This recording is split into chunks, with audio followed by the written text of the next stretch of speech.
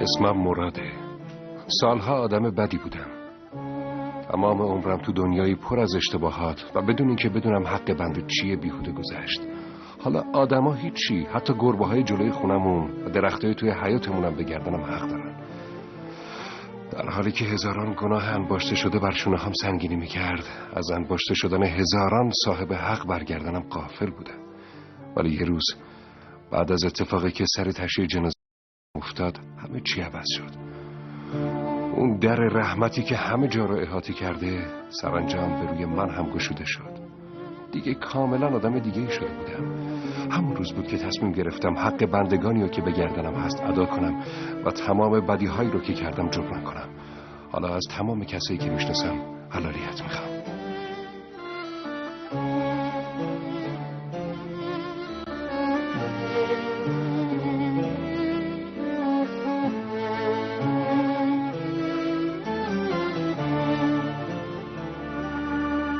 حلالم کن.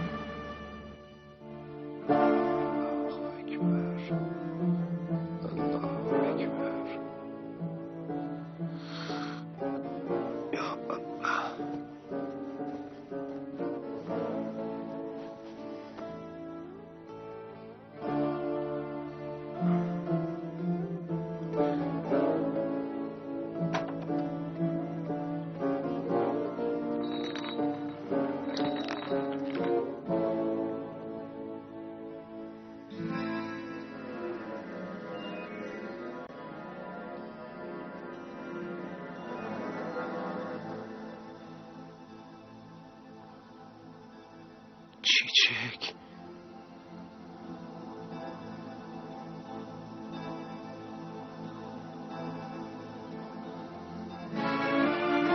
چیچک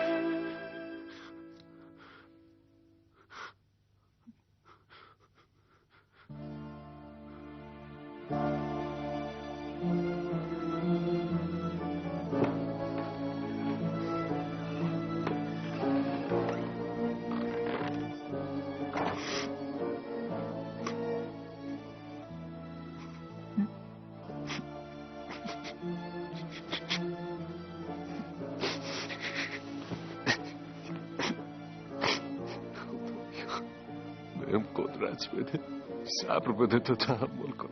کمک کن بتونم رنج افرادی و که تاوان گناهان منو پس میدن ببینم، تا خطاهایی رو که ازم سر زده جبران کن.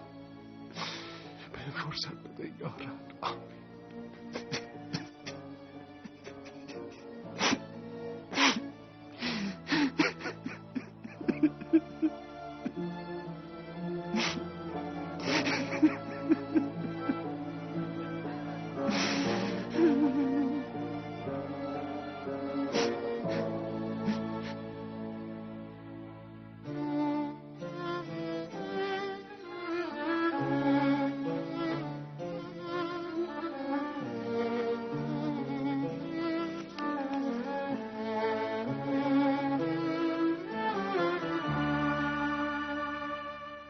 خیلی خوب، شروع کن عزیزم. بسم الله الرحمن الرحیم. آفرین پسرم، جون دلم.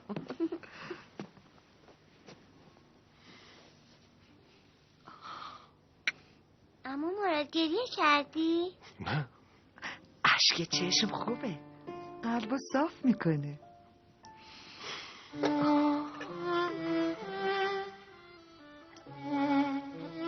چیچک. چیچک کیه؟ خواهر دوستمه. در باز کنید پلیس.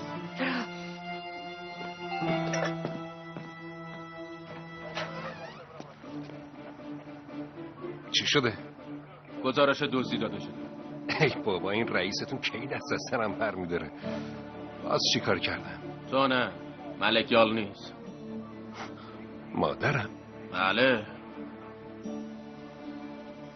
چطور ممکنه؟ حقیقت نداره. ببینین جناب رئیس، مادر من تو تمام عمرش یه لقمه نون حروم نخورده. حتی زمانی که من دزدی میکردم نه پول دزدی از من میگرفت، نه اون چیزی که از اون پول تهیه میشد. مراد بشین. ملک خانم، بذارین اول ببینیم شاکی شما چی میگه تا بعد ببینیم چی کار میشه کرد. منو با اون زن رو در رو نکنید جناب رئیس. قسم میخورم یه خطایی ازم سر میزنه. مراد، اونی که از بنده بترسه حمله میکنه، اونی که از خدا بترسه صبر میکنه. حالا بشین سر جات.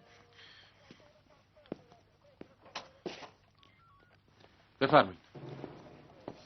جناب کمیسر باورم نمیشه، یه دزد آوردین اینجا داریم باهاش حرف میزنین، میگفتین چای قهوه برش بیارم. خانم محترم، شما اول آرام باشید، بفرمایید بشینید. فکر کردین آدم میتونه به این راحتی یا به یکی اتهام دزدی بزنه؟ اونم به ملک خانم. هنوز دارین میگین خانم؟ خانم محترم لطفاً بفرمایید بشینید.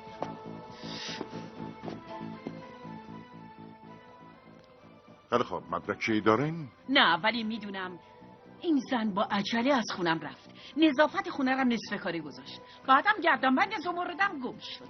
وقتی من میرفتم شما تو اتاق خواب بودی، گردنبندتونم دستتون بود. دروغ اون برداشته. این حرفایی که میزنید هیچ کدوم مدرک محسوب نمیشه. شاید یه جایی انداختین یا یه اتفاق دیگه افتاده. علم کنه اگه یه بار دیگه دور برات خواهرم بمانی که دستونت میدم نباید نزدیک چشمشه. فهمیده؟ چیچک منو دوست داره. چه خبرتونه؟ این مسخره بازی‌ها چیه؟ میکشمت. ساکت باشید بابا، ساکت. میکشمت. خفشا. میکشمت. خواهر من دختر خوب و نجوبیه، بنابراین هدیه‌ای هم که منش میگیریم باید با ارزش بشه آفتمان.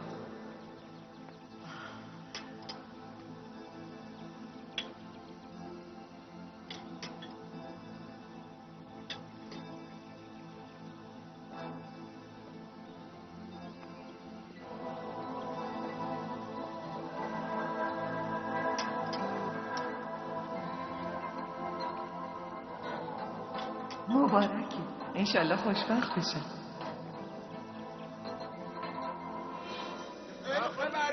خفشین دیگه، ساکت باشید. ببر تو از دست گزارش بگیر. برو تو. آرمان یارو گیر داده خواهرم و میخواد بکشمت. هر چی میخوای تو گزارشت بگو. زود باش برو تو، زود باش. عباسی میدونم چی کارت کنم. برو تو. ساکت باشید، اینجا کلانتریه. زود باش. این از تو برو. اینجا خیلی شلوغم. زود مادرتو وردار ببر خونه. نباید مادرت بین این آدمای ناجور باشه. ولی جناب کمیسر، اثر انگشت و مجوز بازرسی است، بعدا حلش میکنیم. بهتره تا بیشتر از این ناراحت نشده زودتر ببریش. خب پس چطور معلوم میشه که این جریان تهمته؟ اونا به مادرم تهمت زدن. به تو هم خوبی نیومدا. صبحش عجله کن وگرنه به جای مادرت تو رو میندازم زندون. بادا. خدا ازت راضی باشه جناب کمیسر.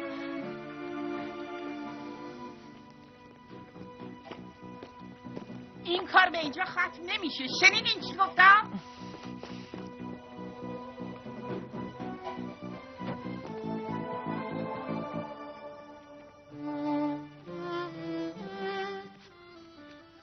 نمیتونن چیزی رو ثابت کنن، نگران نباش. هر پیش آمدی حتما دلیلی داره. آدما ظلم میکنن، سرنوشت عدالت رو رقم میزنه. نمیدونم چطور شد مادر، یه دفعه چیچک ظاهر شد. برادر چیچکو تو کلانتری دیدم. جمیلو میگم. با هم حرف زدیم؟ نه بابا، چطوری حرف بزنم؟ همینطوریشم عین دیوونه ها شده بود. یادت پدرش بیچاره چطور شد؟ یه دفعه زمینگیر شد. اونطوری نبود. یعنی چی که نبود؟ طرف درد ناعلاج گرفته بود پسرم. گفتم فقط 3 ماه از عمرش باقی مونده. دکترها اینطور گفته بودن. تشخیص اشتباه بود. کار خدا رو میبینی؟ پس تو برای همین نامزدی رو به هم زدی. خونه و پول اون پیرمرد قرار بود بمونه واسه چیچه؟ نه بابا، اونطوری هم نبود، به جمیلم میرسید. خب بله، جریان ارث که نشد من نامزدی رو به هم زدی. مراد، چطور تونستی این همه خطا کنی پسرم؟ انشالله که اون دختر بیچاره سفید بخت شده باشه. مادر، میشه شما برین نونوایی؟ حالت که خوبه نه؟ برو، خدا کمکت کنه. خدایا پسرمو به راه راست هدایت کن، کمکش کن.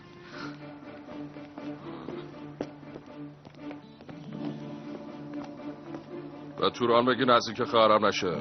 چیچک داره ازدواج میکنه. شنیدین چی میگم؟ رئیس میگم بندازت تو سلولا. زود باش از اینجا برو. بره.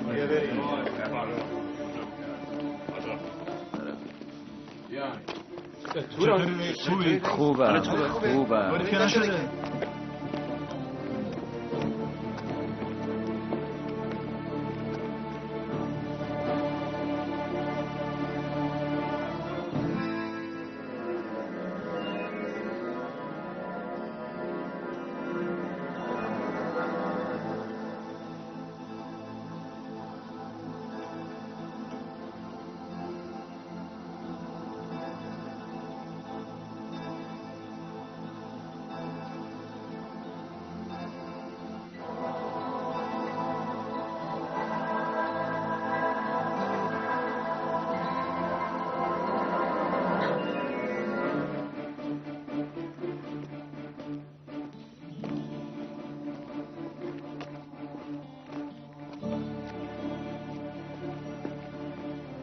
بریم داشت.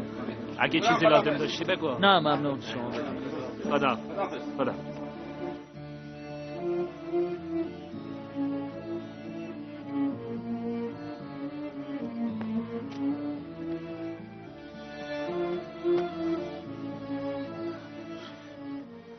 چیچک حالت خوبه؟ توران من خیلی ناراحتم. ناراحت نشو. طاقت دیدن ناراحتی تو ندارم. نمیتونیم راضیشون کنیم به خاطر اون اتفاقات بود که مادرم از دست دادم. پدر تو هم فوت کرد. هیچ کدوم تقصیر تو نبود. اینو باید مادرت باور داشته باشه نه تو. ولی باور نداره نخواهد. 8 سال شد چیچک. 8 سال. خیلی چیزا رو از دست دادیم ولی من هیچ وقت تنهات نذاشتم. از این به بعدم تنهات نمیذارم. خانوادت حتی نمیخوان منو ببینن. آخه که اگه اون مرادو گیر بیارم.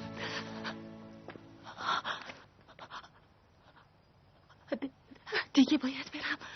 چیچک شاید میلیون ها بار بهت گفته باشم بازم میگم بیا با هم فرار کنیم.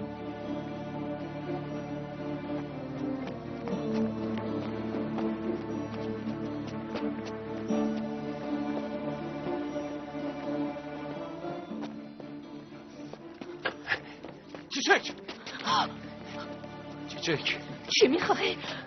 میدونم گناه بزرگی مرتکب شدم. خیلی حق به گردنم داری. خواهش میکنم منو ببخش.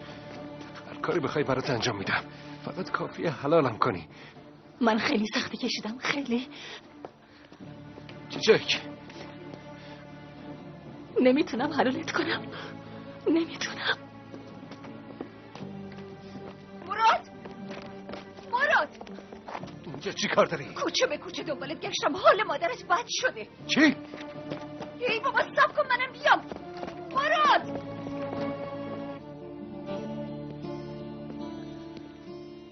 بفرمایید ملک خانم. حالتون خوبه؟ خوبم خدا را شکر. صبح یادم رفت داروهامو بخورم. یه دفعه سرم گیر. مادر چی شد؟ پاشو زود بریم بیمارستان. پاشو. بیمارستان برای چیزیم نیست. سانا ببین مادر رو به چه روزی انداختی مراد. سانا خانم مادر وقتی شنیدم اینقدر ترسیدم که بیا این پولو ببر خوردش کن. پول خود لازم داریم تا بقیه پول مشتریا رو بدیم. ولی من خیلی خستم. به خوش خدمتی که میرسه خسته نیستی. خیلی خوب باشه میرم. این سانا دختر عجیبیه. مادر باشو ببرمت خونه یکم استراحت کن. باشو قربونت باشو. خسته نباشید آقا ابراهیم. ممنون ملک خانم. خدا شفاتون بده. تشکر.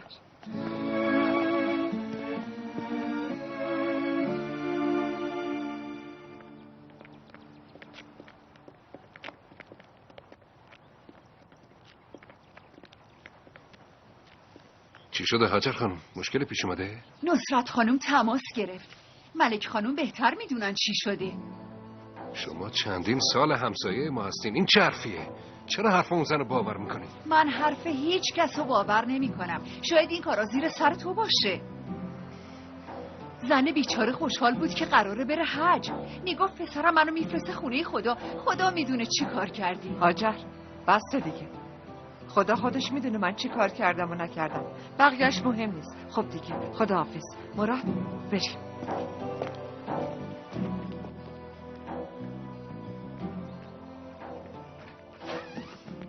مادر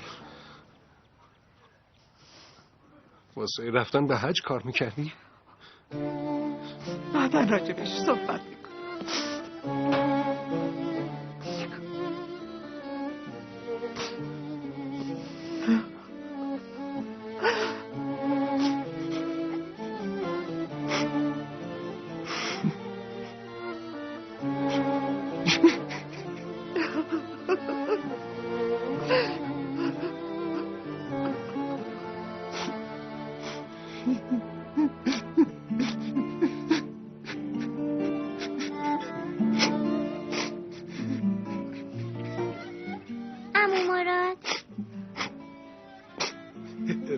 باز داری گریه میکنی؟ نه تو برو من تنهات نمیذارم.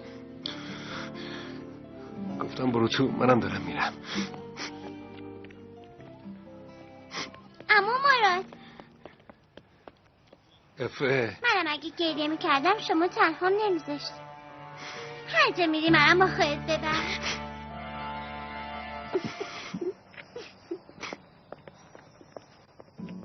بفرمایید.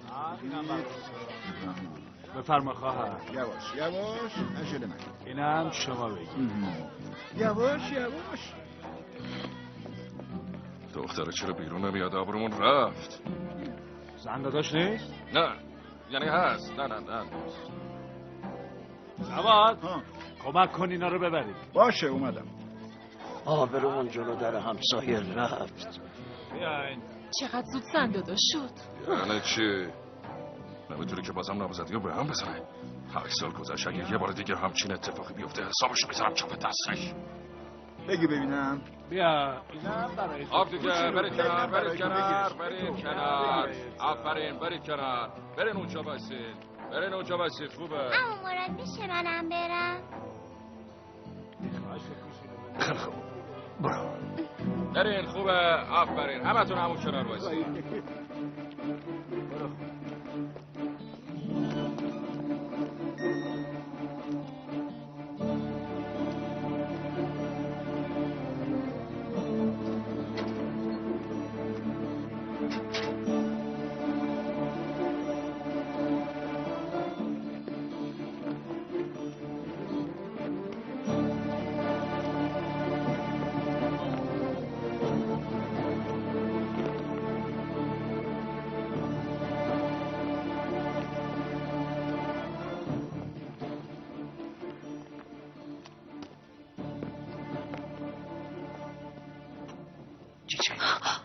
دیوونه شدی مراد؟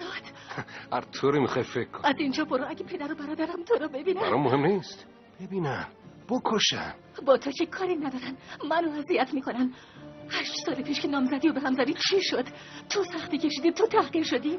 نه من عذاب کشیدم، من کوچیک شدم. بذار جبران کنم. هر کاری بگی انجام میدم. هر چی میخوای فقط بهم بگو. چرا اون کارو کردی؟ چرا به دروغ از من خواستگاری کردی؟ تو میدونستی من راضی نیستم ولی با حرفات خانواده منو فریب دادی. بعدش هم گذاشتی رفتی. چرا؟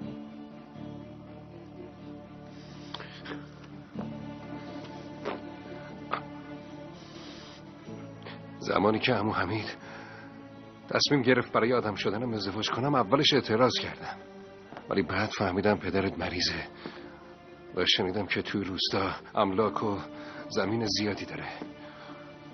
وسوسه شدم چون فکر میکردم که چند ماه دیگه بعد از فوت پدرت اونا به تو و بعدش هم به من میرسه.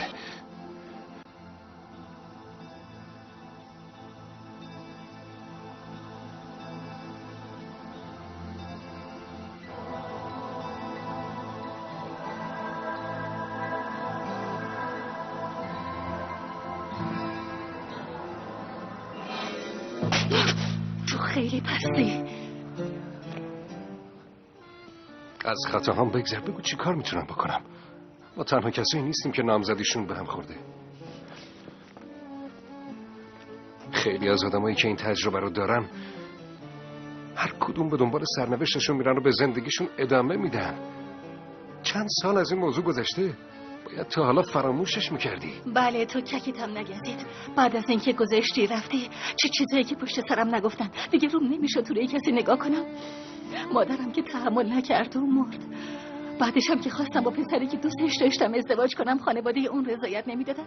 توران با خانوادهش مخالفت کرد و بعد از یه جنجال حسابی پدرش مریض شد و فوت کرد.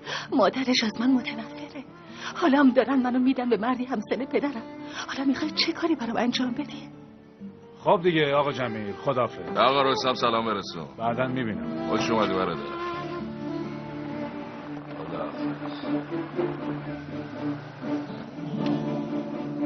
چیچک داره میاد برای پسرش از من شکایت کنه. مگه چیکار کردی؟ دیروز دک و دهنشو خورد کردم. حسابش رسیدم. چیچک کجاست؟ چطور؟ شما چه جور آدمایی هستین آخه؟ اون دختر از جون پسرم چی میخواد؟ شوهرمون که کش دیگه چی میخواد؟ حرف دهنتو به پپ ساجد خانم، بزرگتری نمیخوام چیزی بهت بگم. شوهر دیگه عمرشو کرده بود. پدر شوهرم از غصه مرد. اگه توران و پدرش مخالفت نمیکرد حالا اون خدا بیامرز زنده بود. خواهر تو باعث مرگش شد. چرا مزخرف میگی؟ انگار فراموش کردی. اینجا چه خبره؟ ببین آقا داوود، تمام محله در مورد دخترت میگن ببین چیکار کرده که نامزدش گذاشت و رفت.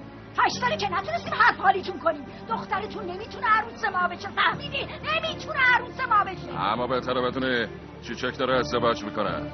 اگه بخواد سالا کرده بود مطمئن باشین این دفعه نامزدیش به هم حالا ساجده اون از مادرش حالا هم که پدر. ببین پدر شد به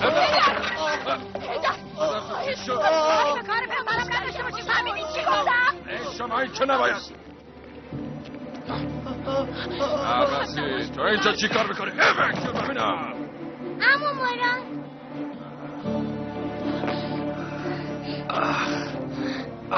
خیلی دردت اومد. چیزی نیست. چیچک اصلا ازدواج نکرده. ازدواج که به کنار، دیگه آرامش هم براشون نمونده. مادرش فوت کرده. گناهی که من مرتکب شدم تاوانشون اون پس میده. راستی آقا رستمه. آقا رستم دیگه کیه؟ همون آقا رستم که پارکینگ داره. قراره با اون دختره که رفته بودیم در خونشون ازدواج کنی. یه عالمه براش کادو فرستاده. من از همسایه ها شنیدم. ببینم چیز دیگه هم فهمیدی آقا کوچولو؟ بله. بگو ببینم چیه؟ آقا رستم خیلی پیره. چیچکم اونو نمیخواد، ولی جمیل مجبورش کرده.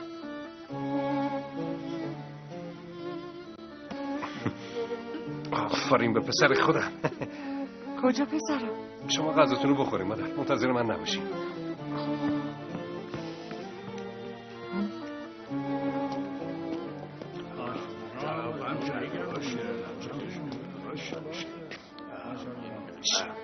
آقا نجمی یه دقیقه آقا مراد. زود باش نجمی، زود باش. گفتم یه دقیقه آروم باش دیگه. وای وای داداش مراد اومده. چه خبر داداش؟ خدا رو شکر. بیا یه چایی بخور. نه آقا نجمی ممنون، عجله دارم. یه سوال ازت دارم. تو محل تنکیجلر یکی به اسم آقا رستم هست، یه پارکینگ هم داره، میشناسیش؟ آره میشناسمش، رستم خان. یکم پیره. انتهای محله تنکیجلر یه بازار از پارکینگش همونجاست. خودت بری میبینی، یه جای بزرگه. ممنون آقا نجمی. داداش مراد، شنیدم توبه کردی، یه نونوایی هم داری. به پر و پای رستم نپیچ، آدم قابل اعتمادی نیست، بدجوری هم قمار بازی میکنه. خداحافظ آقا نجمی. کجا رفتی؟ بیا اومدم.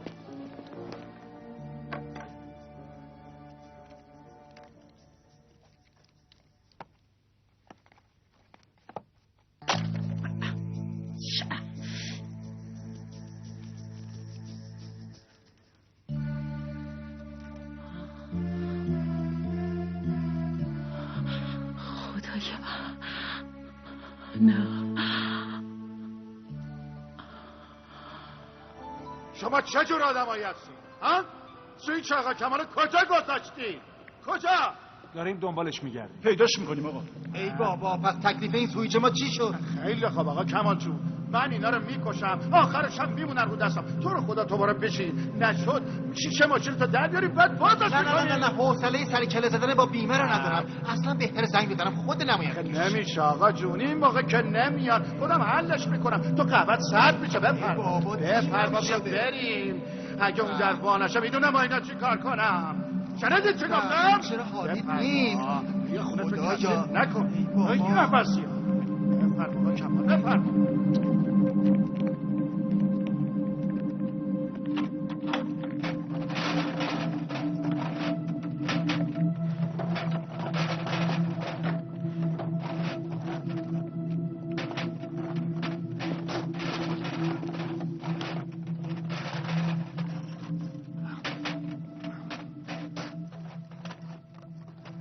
دنبال کسی میگردن. اصلا وقت ندارم داداش. برو یه فکری به حال خودت بکن. بیچاره شدیم. من که پیداش نکردم. نیستش دیگه. چی شده؟ کمک نمیخوان؟ چه میدونم سویچو کجا گذاشتن. نیستش دیگه. نیست. سویچ گم کردی؟ یه دقیقه برو کنار.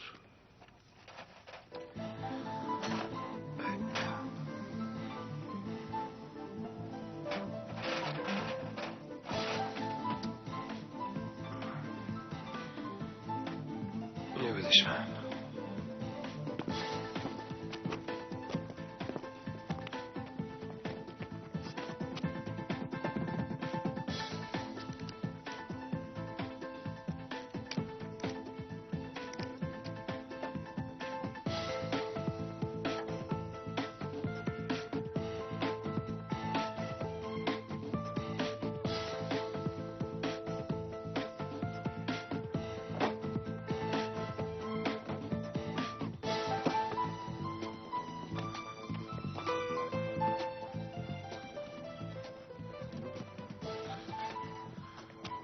یه بگیرش افتاده بود تو ماشین. نکنه تو جادوگری؟ ماشین خودم هم باشه نمیتونم به این سرعت بازش کنم. آفرین به تو. اسمت چیه؟ مراد. یه سوالی داشتم. حالا میپرسی. صبر کن. زود باش واسه داشت ما یه قهوه بیار. زود باش. منم میرم به آقا کمال خبر بدم. یه ساعته که اون تو منتظره. ای بی ارزا. آقا کمال. آقا کمال.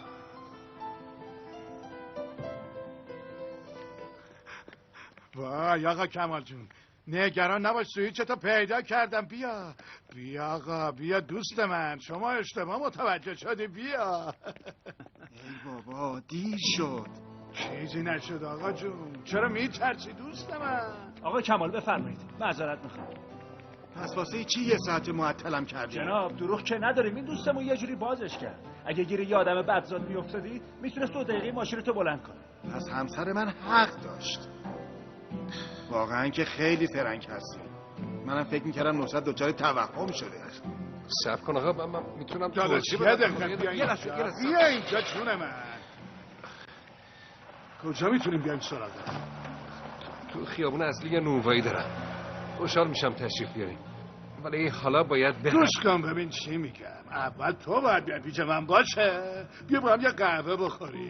باشه حتما. زنده باشی. بی ارزه ها.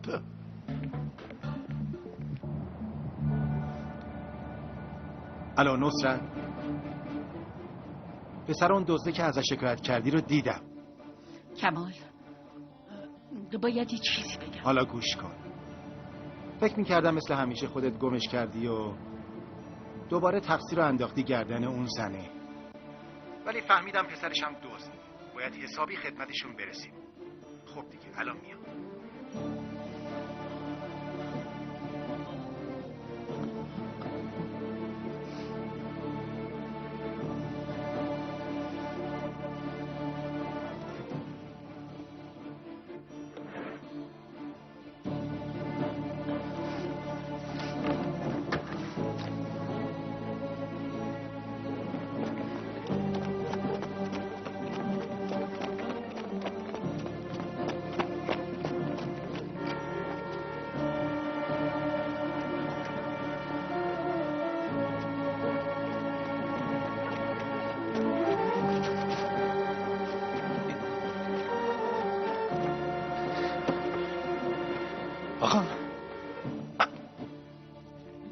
مگه من همچین قولی دادم که بعد نامزدی اسناد رو تحویل بدم جمیل؟ ندادیم ولی دیگه نداره پسر. فکر کردی من آدمیم که همینجوری سند دست کسی بدم؟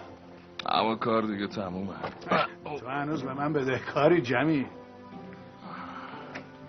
مگه تو به من قول ندادی که رضایت خواهرتو بگیری؟ یادت رفته پسر؟ با تو هم جمیل جواب بده. بله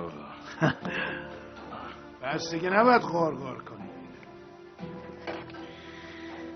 بعد از ازدواج اسنادم بهت میدم.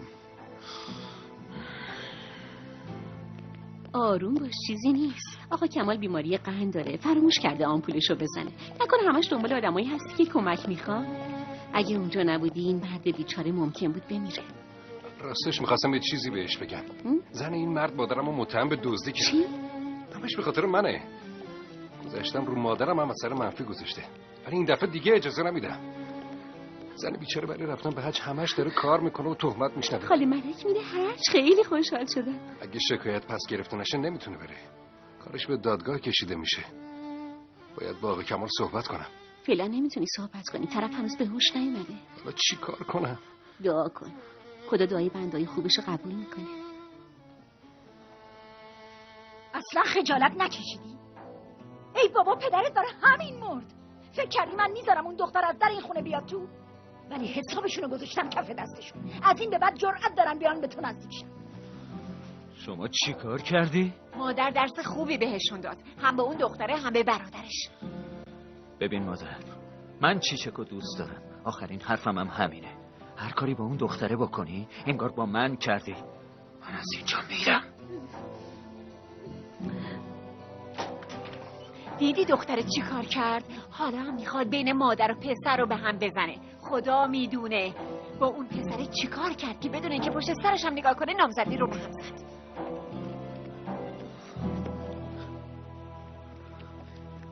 وزی بازم گوش کن. دختره رو بدبخت کردی. بدبخت کاش تقصیر منه، اومدم همه چی رو بگم. بذار با مادرت صحبت کنم. اونجا چه خبره؟ گفتم چه خبره؟ مادر حالا دیگه دم درم میان سراغمون. از پسر من چی میخوای؟ اگه خیلی به فکر پسرتون هستین یه دقیقه گوش کن. از اینجا برو، زود باش برو. ببینین شما اون دختر رو نمیشناسین، اصلا اگه بدونید چه بلایی سرش اومده. هرچی اومده به ما چه؟ بیا پسرم، بیا بریم تو مادر. بیا پسرم، بیا برو. زود باش برو خونتون، برو بینم.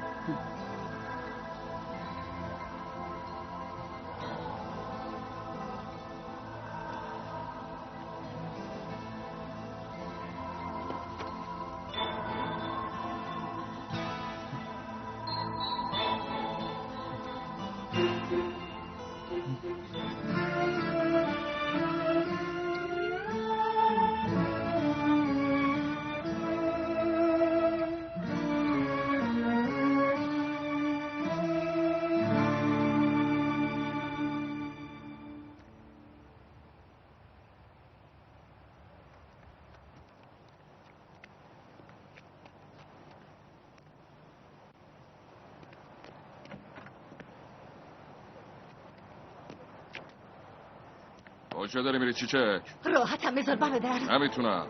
کم آبرومون جلو مردم رفته. وای به روزگارت اگه بری سراغ اون یا نقشه‌ای کشیده باشی. جمیل بس دیگه. حرف نزن.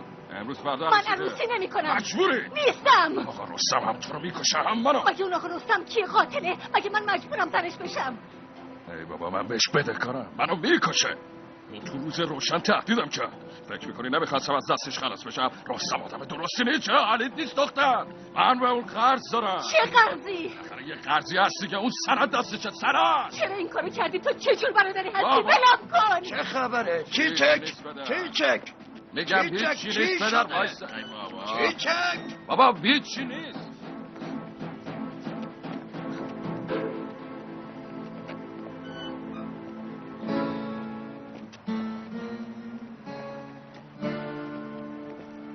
مثل اینکه سر عقل اومده. ببین اصلا سرش هم بلند نکرد. خب میخواستی هنوزم سر عقل نیاد. اول نامزدی رو به هم زد و آبروی برادرش رو برد، بعدم آبروی خودش رو.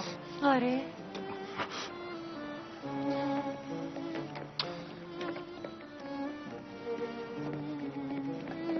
چیچک چی میخوای؟ راحتم بذار. لطفاً بذار کمکت کنم، خواهش میکنم. شاید کاری از دستم بر بیاد. شاید بتونم. برادرم به رستم بدهکاره، برای همین اصرار داره من زن اون بشم. حالا اون اسناد دست رستمه. اگه میتونی اونا رو بیار. خیلی خوب باشه. اسنادو برات میارم. یه ساعت دیگه تو پارک پایینی باش. میارمشون.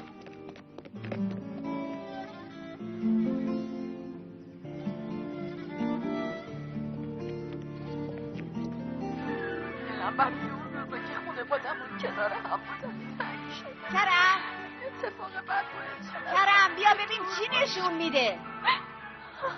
کرم گرسنمه، مادر غذا میخوام. الان برات میاد.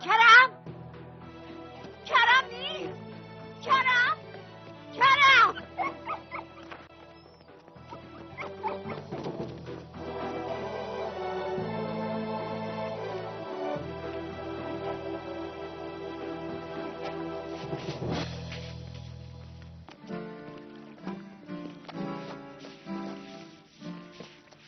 سلام برادر.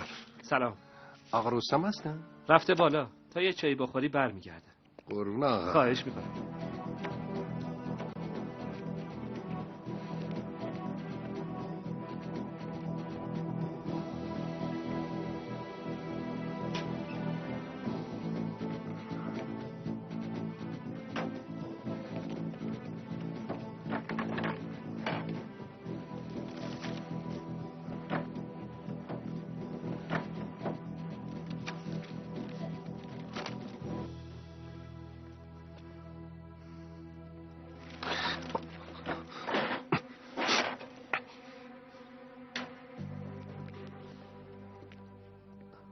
برادر بفرما. دستت درد نکنه. این عکس چیه؟ چجوری افتاده اینجا؟ ببینم. چه بچه‌های نازی هن. برادرزاده های آقا رستم هن؟ نه، بچه های خودشن. حتما تو روستای آقا رستم انداختم. بچه هاشن ماشاءالله. به هر حال من میذارمش اینجا، آقا رستم میاد برش میداره.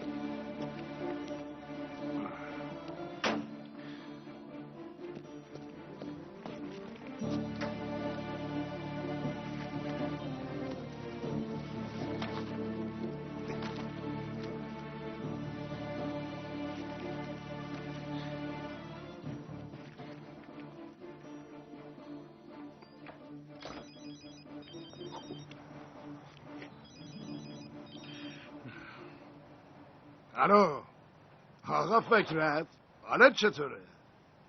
خیلی وقت ندیدم دوست من. خواهش میکنم اختیار داری. میخوام یه پذیرایی حسابی ازت بکنم.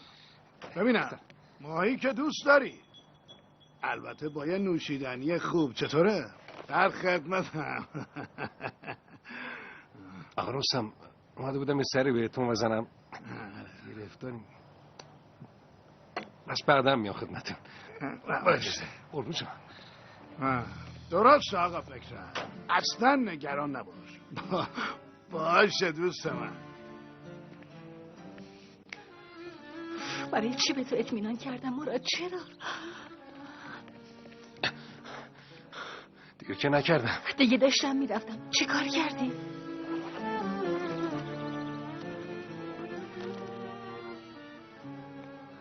اینهاش. واقعا که تو کارت ماهره مراد. خیلی ممنون.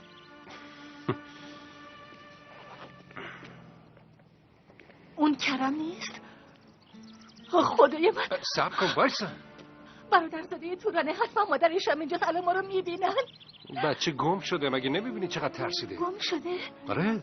خب پس ببرش خونه شون. تو پیداش کردی، چرا خودت نمیبریش؟ آخه چطوری؟ خیلی سردمه. چیچه خانوم، چرا مامانم اینو تو رو دوست نداره؟ چرا این حرفو میزنی کرم؟ همش دربارت بد حرف میزنن، میگن تو بابا بزرگمو کشتی. جدی؟ واقعا تو این کاری کردی؟ کرمو تو ببر خونه‌شون، دیگه تحملشو ندارم. تو که تا حالا تونستی با این آدما بدون توهین و تحقیر سر کنی، چرا نمیخوای ادامه بدی؟ این زن فقط به خاطر پسرشه که میترسه. وقتی تو رو بشناسه همه چیز عوض میشه. باشه بریم عزیزم.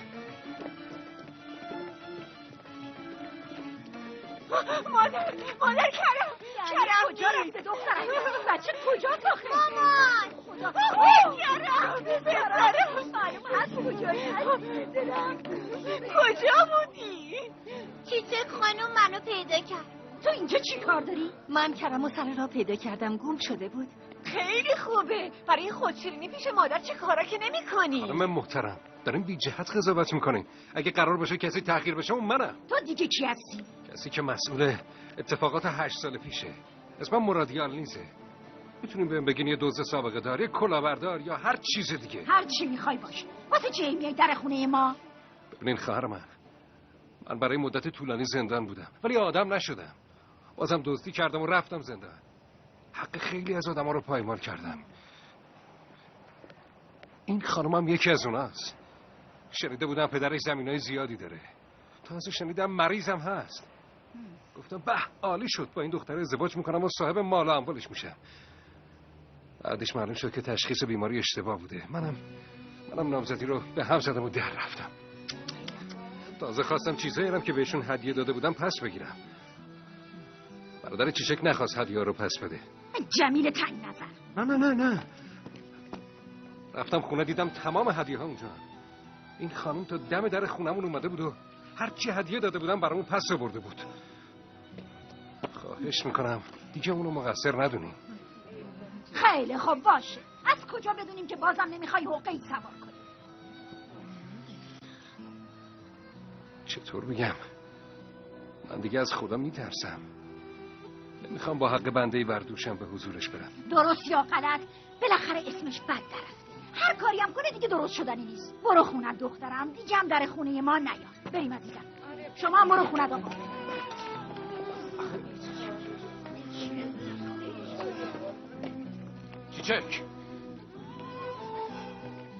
چیچک وایسا، صبر کن. دختر تو اینجا چی کار داری؟ اومدی دیدن توران؟ نه کرم گم شده بود. تو چه رفتی داره؟ برو خونه. صبر کن بیا ببین اسنادو گرفتیم، بگیر. ای بابا تو چی کار کردی؟ این چیه؟ میخوای ما رو به کشتن بدی؟ این چه کاری بود دختر؟ جمیل چطور میخوای خواهرتو بدی به اون مرد؟ فرض کنیم بدهیت هم دادی، بعدش چی میشه؟ طرف زن داره. جمیل تو چه؟ اصلا حرف حسابت چیه؟ من میخوام اشتباهمو جبران کنم. بله خب باشه، پس راحتمون بذار. قبل از تو همه چی رو برا بود، اومدی همه چی رو به هم زدی. این جریانا آوردن سر آدم کار توه نه؟ دوستم از زندگی ما برو بیرون. خواهرت نیست جمیل. کاری که تو کردی هم حقش نبود. برو جمیل برو جمیل دستمو ول کن. برو تو اتاقت. بی خودی هم اینقدر خور نزن. دختر بی تربیت، چند بار بهت بگم نباید بری اون تو رو دیوونه رو ببینی. با این دختر چی کار داری؟ غلط نکن، خواهش میکنم.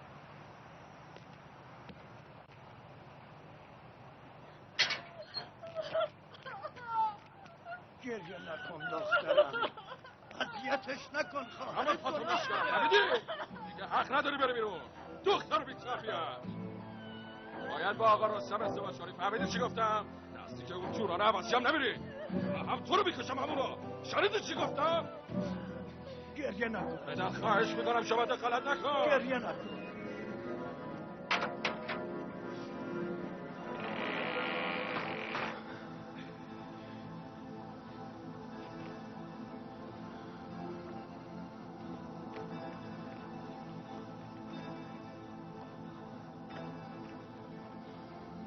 چیچک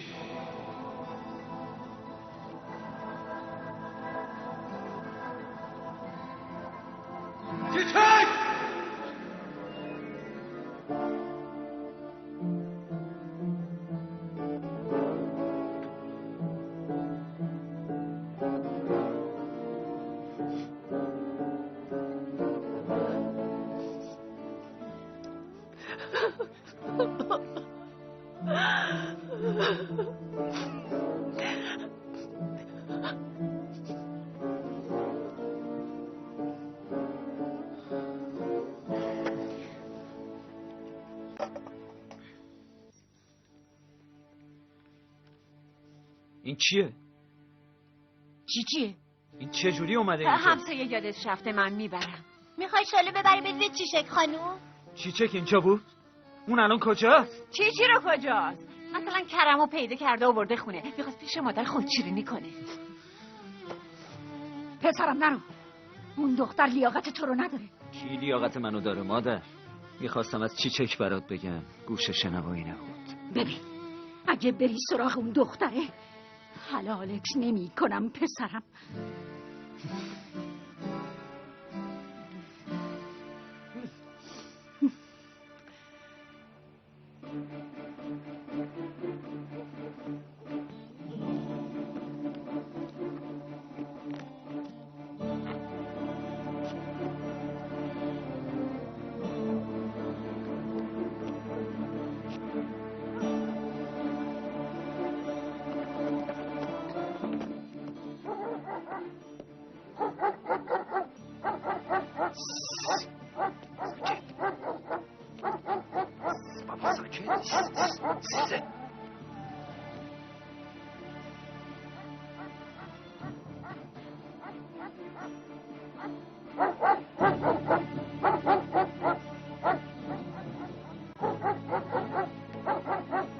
ساکت چه بابا، چه خبرته؟ ساکت.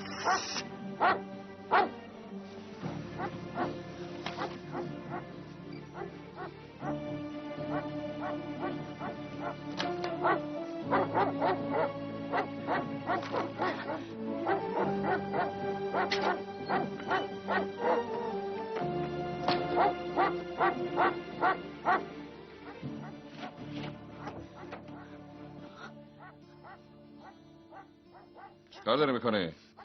واسه چی نخوابیدی؟ الان میخوابم. این سگ واسه چی انقدر پاس میکنه؟ برو کنار ببینم.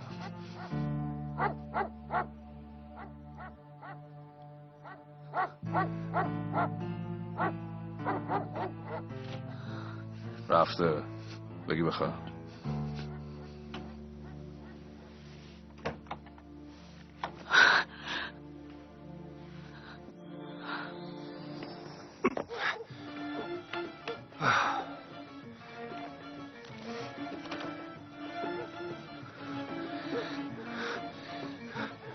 باش.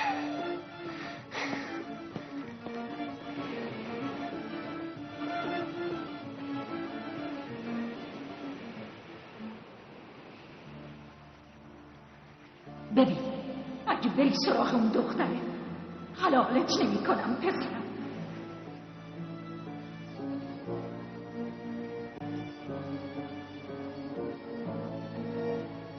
خانوادت حتی نمیخوان من ببینم.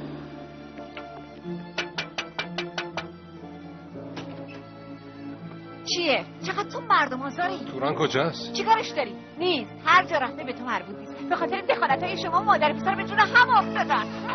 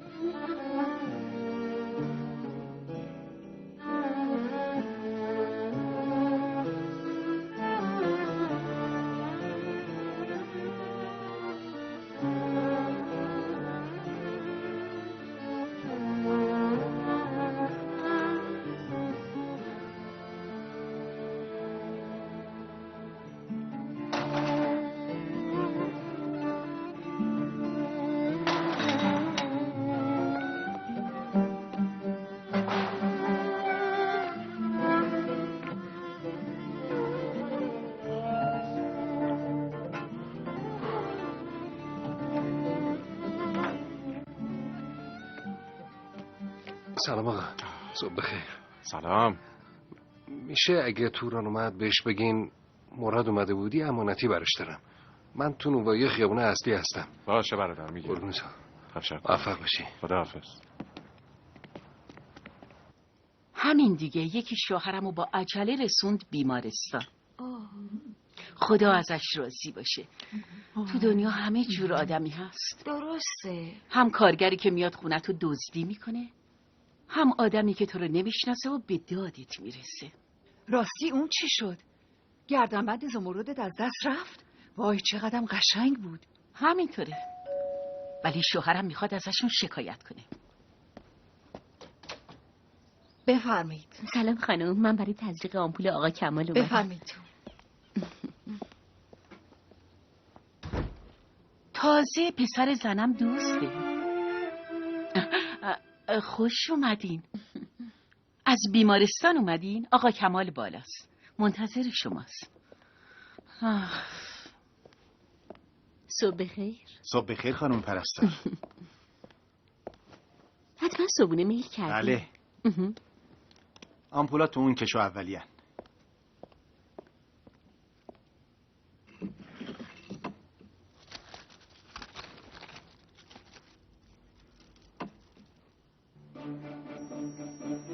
خیلی قشنگه. اون دیگه از کجا پیدا شد؟ دزدیده بودنش. پس جواهری که میگفتیم ملک خانم دزدیدن اینه؟ اما اون که دقیقا نزدیک داروهاتون بود. اگه پسر اون زن نبود مهلت استفاده از این داروها رو داشتیم؟ نصرت گردنبندت اینجاست.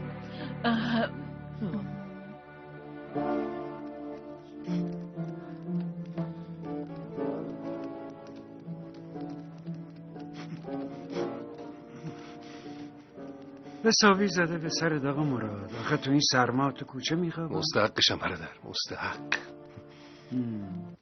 الو چی؟ فورا میام. حل شد.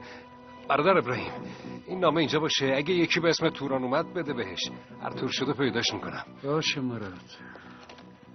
من نمیدونستم اونجاست، همه جا رو حسابی گشته بودم. پس معلومه خوب نگشتید.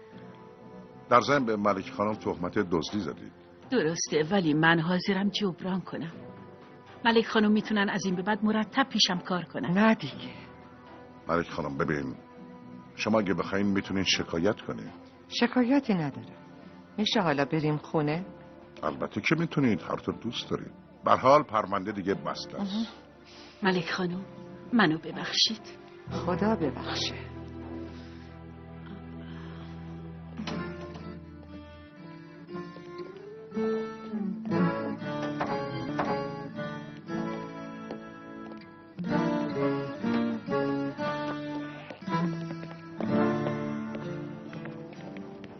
ملک خانم خیلی خوشحال شدم.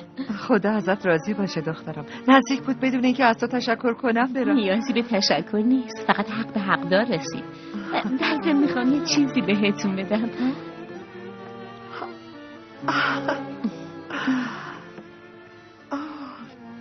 دخترم این خیلی قشنگی. انشالله میرین حج.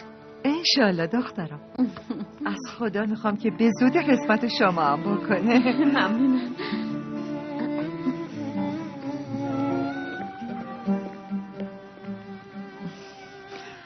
عجب دختر با ادبی.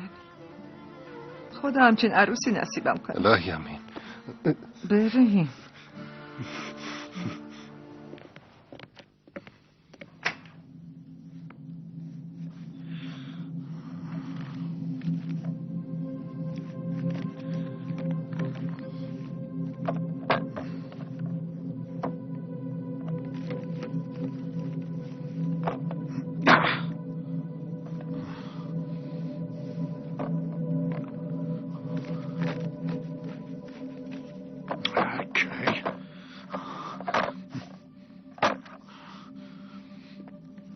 ای بابا، پس این سندا کجاست؟ پدرتو در میارم جمیل، پدرتو در میارم. ای بابا حالا چی کار کنم؟ بالاخره میفهمه. آقا راستم منو میکشه.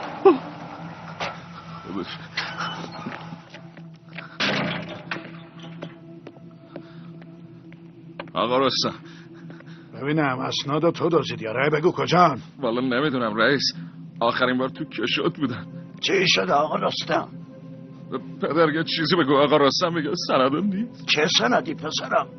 پسرت به من مغروز آقا دابود. اگه با دخترت ازدواج نکنم کاری میکنم بیشتر از بدهیتون پرداخت کنیم، فهمیدین؟ تا فردا صبح فرصت داری، باید پولو بیارین. هیچ کس نمیتونه سر آقا رستم کلا بذاره. یا با پول میای یا با رضایت نامه دخترت.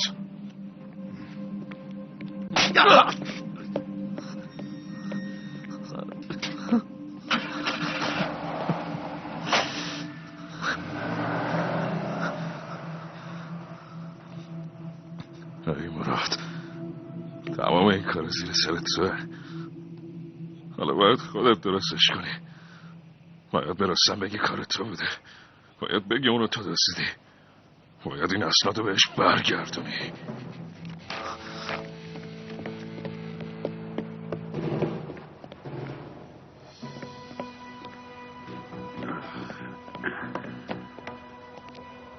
با مراد کار داشتم. مراد یه جایی کار داشت رفت. شما کی هستین؟ یکی از دوستشم، یه امانتی دستش دارم. شما تورانین؟ توران؟ بله تورانم. بفرمایید. از کجا بدونیم شما تورانی؟ گفتم که تورانم.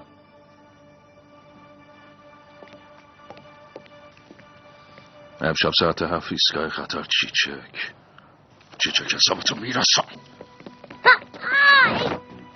تلپات نگاه کن. خیلی خوب داد نزن. حالا بگه چی شده؟ بگی. ممنون.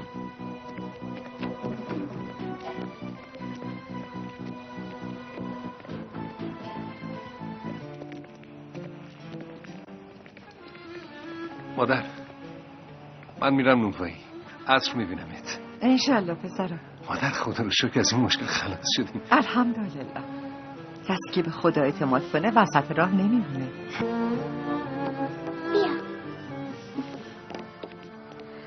بیا. امانتی رو دادیم به صاحبش. استاد ابراهیم توران اومد؟ نمیدونم والا. گفت تورانه ولی من ازش خوشم نیومد. اون نبود. چی؟ یادتی جلوی اون خونه یه مردی رو دیده بودی؟ خب همونی که بهت مهر زد اون بود. از نونوایی اومد بیرون، خورد به من و منو انداخت زمین. تو دستش هم یه پاکت بود. سونا برو بیرون. سونا برو بیرون. برو دیگه چقدر میخوای به من ضرر بزنی هان؟ جلو برو دیگه هم پا اینجا نذار هیچ وقت. باشه پس دیگه امکان نداره بفهمی تو نامه چی نوشته بود. چی؟ سونا باشه بابا. سونا ببین مسئله مرگ و زندگیه. قبوله نباید سرت داد میزدم. میتونی برگردی نونوایی. خب یعنی حرفاتو پس میگیری؟ منو بیرون ننداختی؟ نه بابا بیرون ننداختم. ایستگاه قطار ساعت 7. ولی پاکت که به دست توران نرسید.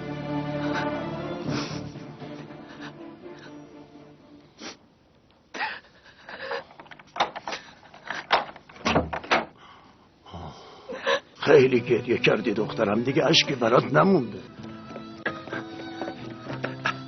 توران ای بابا چرا تنهام نمیذاری؟ دیگه چی میخواد؟ وقت زیادی نداریم. بودو بریم. کجا؟ پیش چیچک.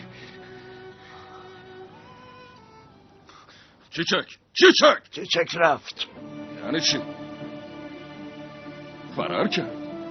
من اجازه دادم. پدر چی کار کردی؟ چطور هم چی کاری کردی؟ میخوای پسرتو بکشن؟ نمیتونم دخترمو فدا کنم جمیل. باید از اول فکرشو میکردی. خیلی خوب باشه. میدونم چی کار کنم. میدونم کجا رفته. جمیل دیگه خواهرت راحت بذار.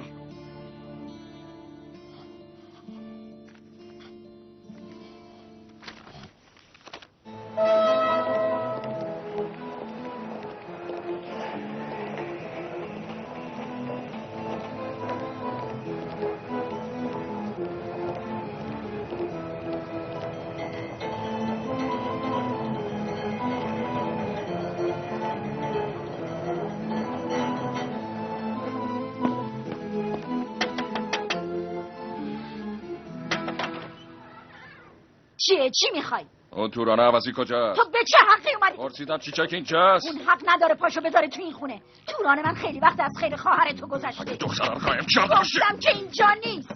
توران زنگ زد و گفت میخواد یه چند روزی بره پیش یکی از دوستاش بیرون شهر. تو هنوز خوابی؟ قرار گذاشتم فرار کنم. نقشه همه چی کشیدم. دعا کن قبل از اینکه من برسم رفته باشه اونجا، وگرنه یه بلایی سرش میارم.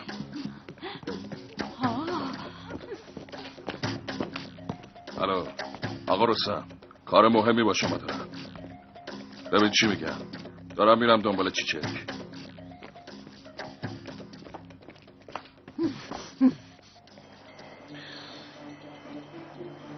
واسه چی این کارا رو میکنی؟ میخوام دینمو ادا کنم. یعنی چی؟ اگه با این همه حقی که به گردن دارم از دنیا برم بیچاره میشم. باید بدهیامو بپردازم. ماش اومد. چیچک بیا اینجا. بیا اینجا. کی با خواهرشم چی کاری میکنه؟ جمیل هیچ کس این کارو نمیکنه. این کار شایسته آدمی مثل تو نیست. بذار ما برن. میگم برو کنار. چیچک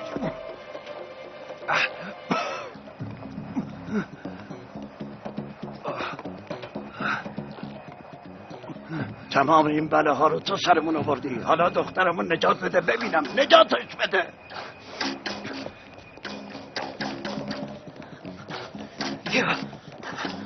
چیچک چیچک چیچک بایستا.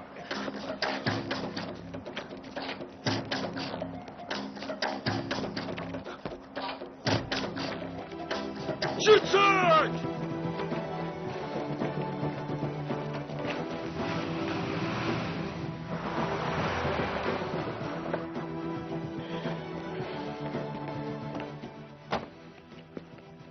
چیچک خانم کجا تشریف میبرین؟ از ما چی میخوای؟ الان بهت میگم. فکر کردی میتونی به این راحتی ها بذاری بری؟ آقا رستم این کارو نکن. وای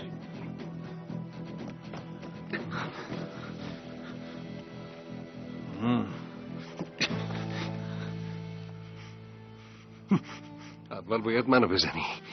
باشه با کمال میل. مسئول تمام این کارا منم. حتی اسنادم من ازت دزدیدم. وقتی میدزدیدمشون یه عکسم دیدم. خدا منو ببخشه. 3 پسر مثل شیر. همسرتم مهربون به نظر میاد. مثل که از جونت سیر شدی. مطمئن باش با این کارت مرتکب قتل میشی. حتی بعدش اگه بتونی همه اینا رو بکشی دیگه دستت به خانواده‌ت هم نمیرسه. انقدر کال شق نباش میزنم. من غیر از خدا از هیچ کس نمیترسم. مگه بده بدهکار نیستم؟ باشه بدهی تو من میدم. میخوای سند امضا کنم ها؟ باشه من امضا میکنم. دنبال مسئول این کارایی؟ مسئولم خود منم. اونی که باش تصفیه حساب داریم منم. تو دردت چیه؟ دردم خیلی بزرگه آقا رستم. برات بگم من متوجه نمیشی. حالا بیا و بگذر. بدهی دیگه بدهی تو آقا مراد. قولم قول منه آقا رستم. مطمئن باش تو شهر تصفیه میکنم.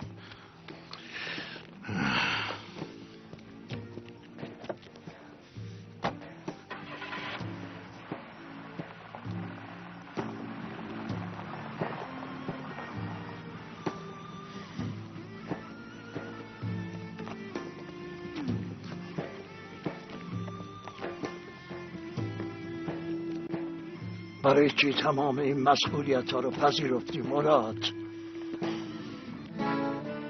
حلالت کردم آقا مراد.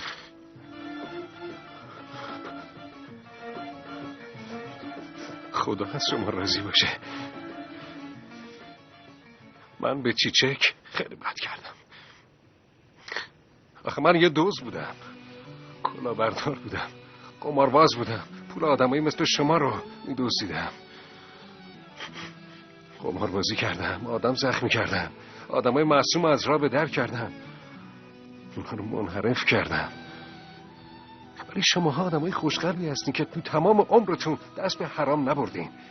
کسی ضرر نرسوندین. آخه چطور میتونین اینقدر به هم بدی کنین؟ چطور میتونین اینقدر دل هم دیگه رو بشکنین؟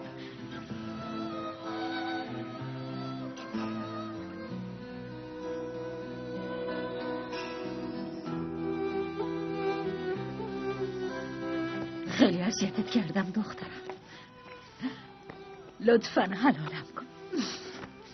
این شما این که باید منو حلال کنین؟ شاید اگه من جسارت داشتم تمام این اتفاقات رخ نمیداد. ما رو ببخش.